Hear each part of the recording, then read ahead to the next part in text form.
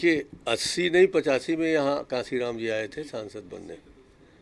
उस समय जो यहाँ तोड़ फोड़ हो गया था, यहाँ जो बंटवारा हो गया था, यहाँ के ओबीसी और एससी एससी को भड़काने की कोशिश की गई थी, उसको हम लोग फिर से एकजुट करके एकता, भाईचारा, समरसता, सद्भाव और प्रेम का रास्ता दिखाना चाहते हैं, इसलिए आ रहे हैं। ये बयान देखा आपने, ये बयान है छत्तीसगढ़ के विधानसभा के स्पीकर चरणदास महंत का। और इस वीडियो में इनका ये कहना है कि मानवर कांशीराम साहब 1985 में छत्तीसगढ़ आए और उसके बाद समाज के अंदर तोड़फोड़ की है। इस विवादित बयान को लेकर बहुजन समाज के अंदर लगातार जो है वो आक्रोश नजर आ रहा है। तमाम समाज के लोग जो है चरणदास महंत का इस बयान को लेकर जो है वो आपत्ति जता रहे हैं।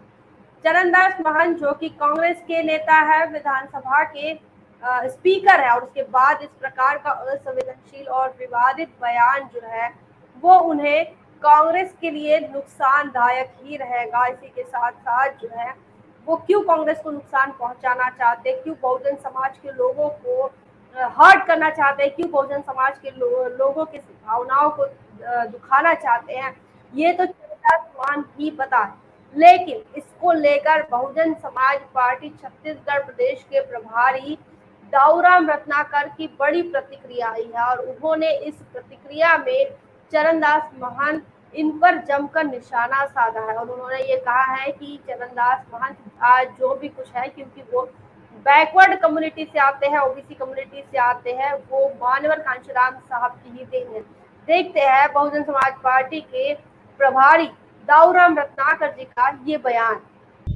अभी मैं किसी चैनल के माध्यम से ये सुना हूँ कि छत्तीसगढ़ विधानसभा के अध्यक्ष श्री चरणदास महंत जी के द्वारा यह कहा गया कि मान्यवर कांशीराम जी छत्तीसगढ़ में जब आए 1985 में, तो उन्होंने यहाँ पर तोड़ फोड़ मचाया, एससी एसटी ओबीसी के नाम से लोगों को बांटने का काम किया।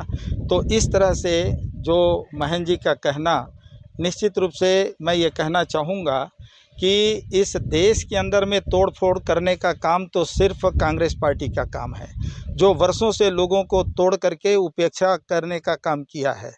और मान्यवर जब कांशीराम जी आए तो उन्होंने तोड़ने का काम नहीं किया, बल्कि एससी एसटी ओबीसी के लोगों को जोड़ने का काम किया, उनके हक अधिकार को एहसास कराने का काम किया। और तब कहीं जा कर के कांग्रेस के लोगों को भी एहसास हुआ और ओबीसी के लोगों को यहाँ पर उन्होंने मौका देना शुरू किया। नहीं तो उस समय 1984 के दरमियान छत्तीसगढ़ के अंदर में जो 11 लोकसभा की सीटें हैं, तो उन 11 लोकसभा की सीटों में 4 सीट शेड्यूल ट्राइब के लिए रिजर्व थी, 2 सीटें शेड्यूल कास्ट के लोगों के लिए, और बाकी जो सामान्य सीट हुआ करती है तो उन 5 सीटों में अपर कास्ट के लोग ही चुन करके जाते थे। लेकिन मान्यवर कांशीराम जी ने ये बात बताया कि या तो छत्तीसगढ़ में एससी के लोग रहते हैं या एसटी के लोग रहते हैं और अपर कास्ट के लोग रहते हैं, ओबीसी के लोग तो नज़र ही नहीं आते। तब कहीं जा करके जब ओबीसी के लोगों को अपने हक और अधिकार का एहसास हुआ, और तब कहीं जा करके कांग्रेस को भी ये सोचने के लिए मजबूर होना पड़ा और ओबीसी के लोगों को टिकट देना शुरू किए, तो सम्माननीय चरणदास महंत जैसे व्यक्ति हैं तो इनको भी संसद में चुन करके जाने का मौका मिला। अगर मान्यवर कांशीराम जी छत्तीसगढ़ न आते तो शायद चरणदास महंत जी जो बैकवर्ड क्लास का व्यक्ति है, तो इनको पार्लियामेंट में चुन के जाने का मौका नहीं मिलता।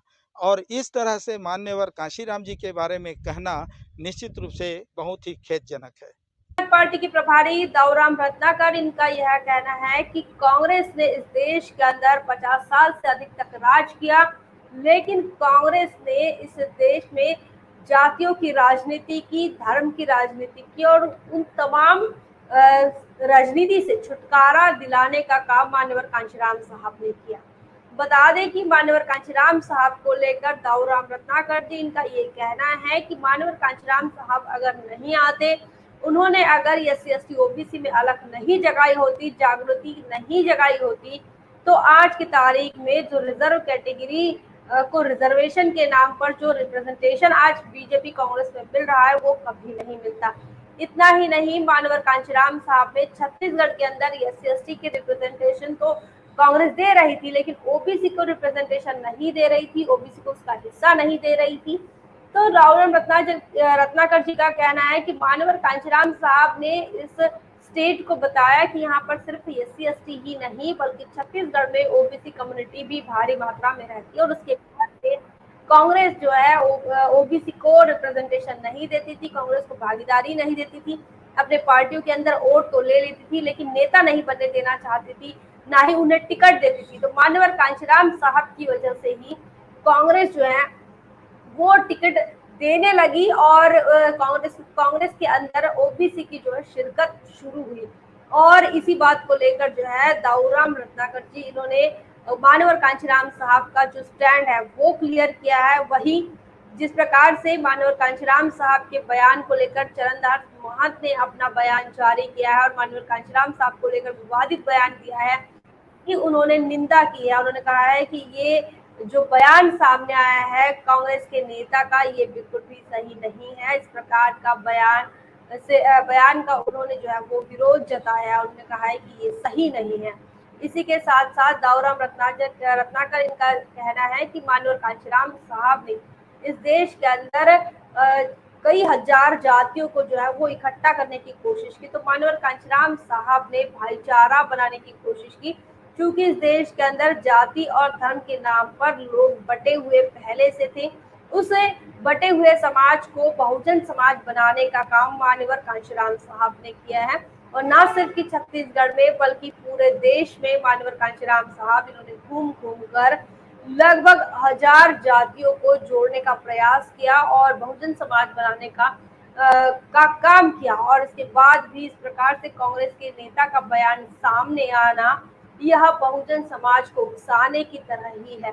बहुजन समाज को की भावनाओं को हर्ट करने का काम, भावनाओं को दुखाने का काम जो है वो आज की तारीख में कांग्रेस के नेता कर रहे हैं। और छत्तीसगढ़ में आने वाले कुछ ही दिनों में विधानसभा के चुनाव होने हैं, तो ऐसे में ये जो है भावनाओं को ठेस पहुंचाने के साथ साथ उस भावनाओं को उकसाने का काम भी कांग्रेस कर रही है। तो ऐसे में बहुजन समाज पार्टी की बड़ी प्रतिक्रिया आई है। उसी के साथ साथ मानवर कांचीराम साहब के को लेकर जो विवादित बयान जारी किया है कांग्रेस के नेता ने, उसका लगातार जो है वो विरोध भी हो रहा है। बता दें कि मानवर कांचीराम साहब जो है वो 1965 के बाद भारतीय राजनीति में दाखिल होते हैं, अलग अलग जगहों पर काम करते हैं, सामाजिक स्तर पर, धार्मिक स्तर पर, राजनीतिक स्तर पर काम करते हैं, सांस्कृतिक स्तर पर काम करते हैं। मानवर कांचीराम साहब का जो योगदान है भारतीय राजनीति में, और खासकर उन लोगों के लिए जो शोषित, वंचित और मजलूम तबके से आते हैं, जिनका हजारों सालों तक जो मुख्य धारा के राजनीति में बिल्कुल भी नामो निशान नहीं था, उन तमाम लोगों को मुख्य धारा में लाने का जो काम है, खासकर राजनीतिक मुख्य धारा में, वो काम मानवर कांचीराम साहब ने किया। मानवर कांचीराम साहब ने SC/ST OBC के अंदर लीडरशिप का निर्माण कराया। मानवर कांचीराम साहब ने लीडरशिप क्या होती है, कैसे होती है, तमाम चीजों को एक ब्लैक बोर्ड पर जो है वो समझाने का काम किया। और उसके बाद SC/ST और OBC में नेता निर्माण होना शुरू हुए। कांग्रेस ने इस देश के अंदर नेतृत्व किया, सरकार बनाई, सत्ता लाई, सत्ता में बैठी, लेकिन कांग्रेस ने समाज के अंदर नेता नहीं पैदा होने दिया। वो सवर्ण कैंडिडेट को ही तमाम दलितों, शोषितों, पीड़ितों, वंचितों और पिछड़ों का नेता बनाने का काम करती रही। लेकिन जैसे ही बहुजन समाज पार्टी की एंट्री होती है या फिर वामसेफ की एंट्री होती है मानवर कांचीराम साहब के समय से, तो उसके बाद से जो है राजनीतिक आयाम लगभग बदल जाता है। और उसके बाद तब जाके कांग्रेस के अंदर SC/ST OBC के जो नेता है वो दिख रहे हैं। आज की तारीख में भी SC/ST के लोगों को, SC/ST के नेताओं को, कांग्रेस हो या बीजेपी, वो अनुसूचित जाति, अनुसूचित जनजाति सेल का नेतृत्व देती है, ना कि पार्टी का नेतृत्व देती है।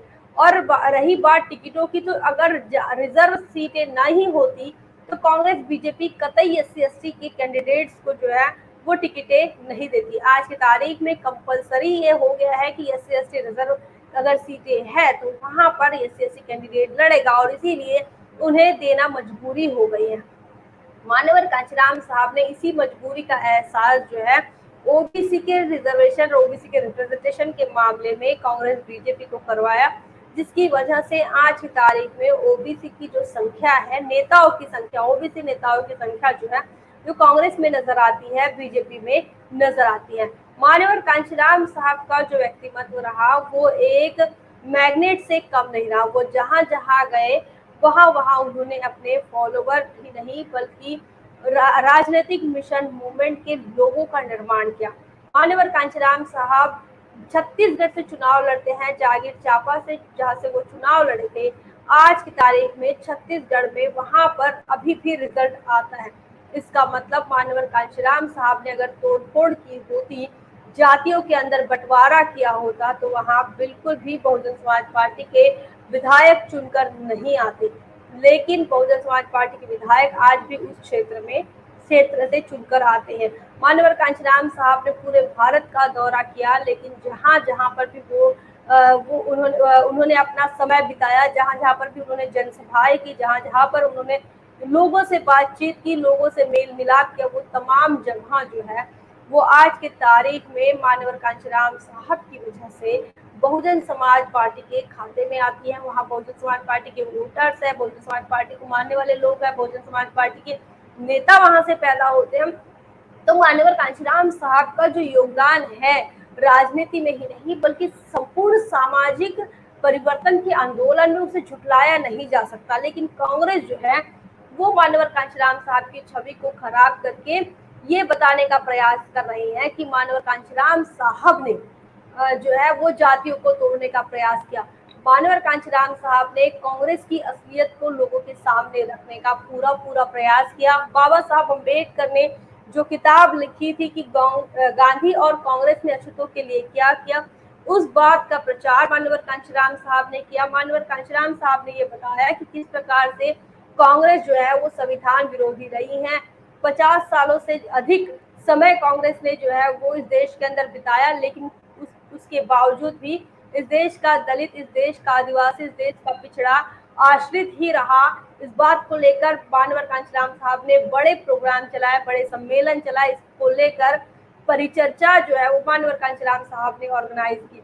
ये पूरा बताने का प्रयास किया, लेकिन जो कांग्रेस के नेता हैं वो ये नहीं बता रहे कि इस देश के अंदर ब्राह्मणवाद ने, इस देश के अंदर मनुवाद ने लगभग 75,000 जो है उपजातियों में इस देश की जनता को, संपूर्ण भारत के समाज को बांटा। ये बताने के लिए आज जो है कांग्रेस के नेता तैयार नहीं है, लेकिन बता रहे हैं मान्यवर कांचीराम साहब को लेकर, बता रहे हैं मान्यवर कांचीराम साहब पर आरोप लगाकर कि किस प्रकार मान्यवर कांचीराम साहब ने जो है वो समाज के अंदर जो है अपने भाईचारा को खत्म किया।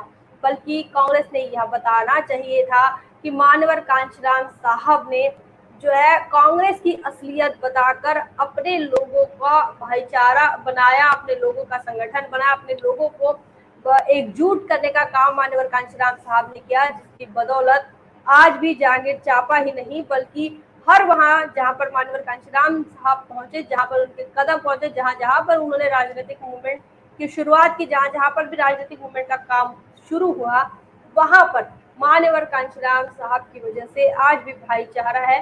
मान्यवर कांचीराम साहब ने हजारों जातियों को जोड़ने का काम किया है, बहुजन समाज निर्माण करने का काम किया है। तो ऐसे में तमाम जो लोग हैं वो चरणदास महंत के इस विवादित बयान का निषेध करते हैं। तमाम लोग जो है वो इनकी निंदा करते हैं। आपका क्या मानना है, आपका क्या सोचना है, कमेंट सेक्शन में जरूर बताएं। बने रहे नेशनल चौपाल पर, तब तक के लिए जय भीम, जय भारत। बहुजन विचारधारा को घर घर तक पहुंचाने के लिए हमारे YouTube चैनल को सब्सक्राइब करें, लाइक करें, कमेंट करें, शेयर करें और बेल आइकन की घंटी दबाना ना भूलें।